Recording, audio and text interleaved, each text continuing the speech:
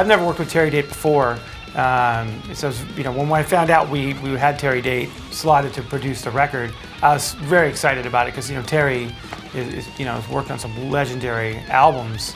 I mean, some of my favorite heavy metal albums ever. And I knew that he had done Pantera stuff. And then they're like, well, he's done other stuff. And then they gave me, they sent a roster of a list of stuff that he'd done. I'm like, he did that record? He did this record? I'm like, wow. For me, it's basically based on respect. Because if I don't respect somebody, you're not going to talk me into playing something I think sounds fine anyway.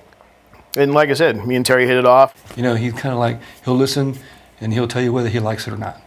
Me being a singer, I need something like that can tell me, and they'll go like, that sounded great. You know what I mean? As opposed to having someone tell you how to do something that you've done for 30 years.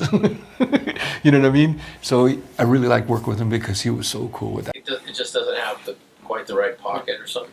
But we'll get the choruses first, then we'll come back to those, unless you want to do it different. But first time I ever worked with him, so I thought he'd be this like stern taskmaster, And he would just you just look at me and as long as the vibe was cool, he didn't care.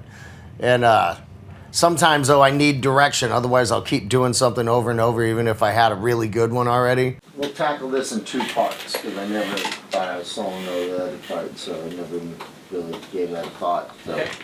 Whenever I try ideas, you're never really sure about shit you do.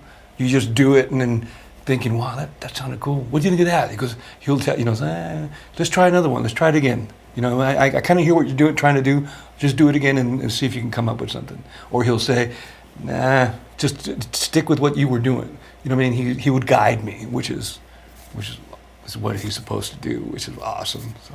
So a lot of the stuff came out fucking awesome because of him. So. Now there's some timing maybe down in here, like you were just a little bit off the beat a little bit, like just not quite on it. But I don't want to be a producer. When I'm done doing this, I don't want to produce because I don't have the patience for it.